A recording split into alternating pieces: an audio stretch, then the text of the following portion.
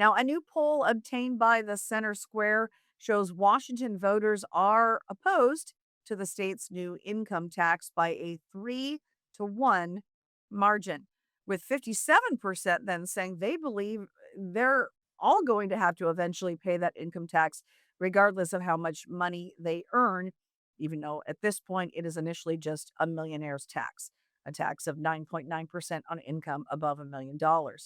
Now, the survey was conducted by a group called Signal on behalf of Concerned Taxpayers Accountability Center, CTAC. So they surveyed 800 likely general election voters between May 13th and 15th. So this poll is a couple of months old. In addition to questions about the new income tax, as I mentioned, these respondents were asked about how they feel about Governor Ferguson. Are you happy with the job he's doing? And then how do you feel about the direction of the state? So on income tax opinions, it was 67% opposed and 21% in favor. And of those opposed, 60% said they are strongly opposed. About 6% in the poll were undecided. Another 6% said they neither supported nor opposed the income tax, really just had no opinion on it. Then respondents were asked about messaging on both sides of the income tax debate. I found this pretty interesting. Messaging from supporters of the tax, of course, says it's only going to affect people that make $1 million or more, and it's going to fund all these important programs, education programs, and healthcare and transportation. Messaging from opponents of the income tax, of course, say they believe is eventually going to be a tax on all levels of income earned. And they also argue it is unconstitutional. So respondents sided with the opposition statement by a margin of 57% to 30%. So I found that pretty interesting. They found broader agreement with the argument that they believe it's unconstitutional and that eventually everybody is going to pay the tax. Now, another one of the questions is Washington on the right track? Poll participants were asked about the direction of the state and if they believe things are headed down the right track.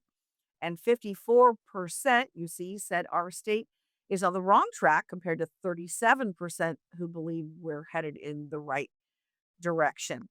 And 39% actually said we're definitely on the wrong track versus just 3% said definitely right track. So some pretty strong opinions about the direction of the state.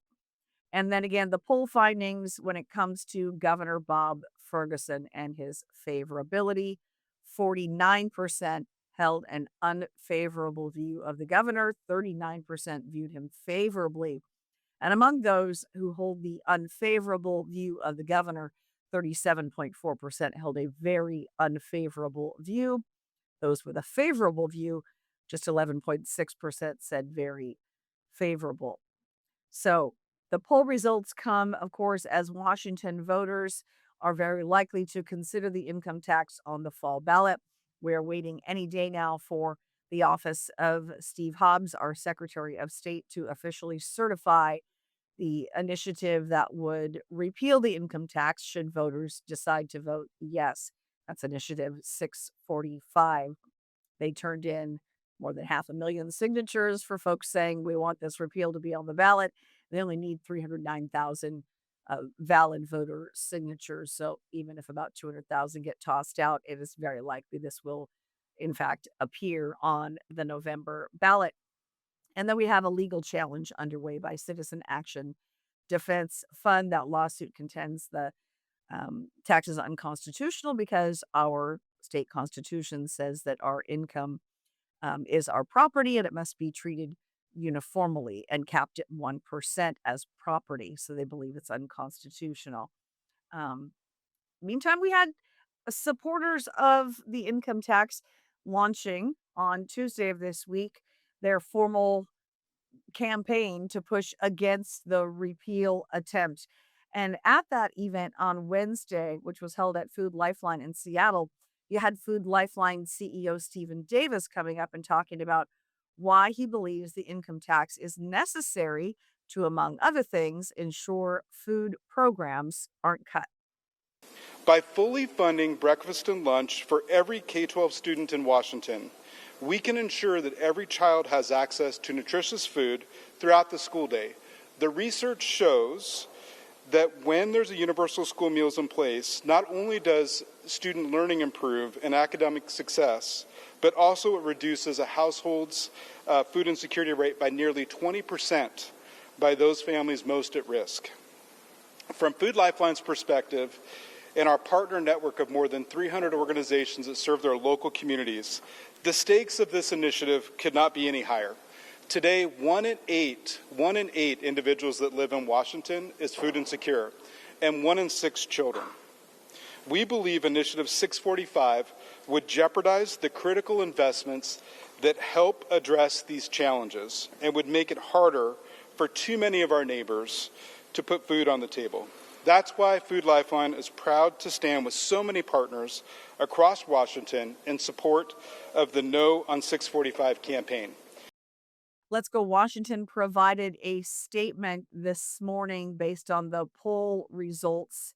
And the statement said, in part, Bob Ferguson has ignored Washingtonians' opposition to the income tax since the day he signed it. Today's poll confirms nothing has changed. Voters still don't want it. Yesterday, they say Ferguson and his allies spent 45 minutes spreading lies about the repeal. The truth is that voting yes preserves funding for the working families tax credit, paid family leave, sales tax reductions, and small business relief. Again, that was from Let's Go Washington in a response to the Center Square sent via text after those poll results came out. And Washington GOP Chairman Jim Walsh also texted a statement in response to the poll saying the Ferguson Peterson state income tax scheme is wildly unpopular. If anything, this poll may understate how unpopular the scheme really is.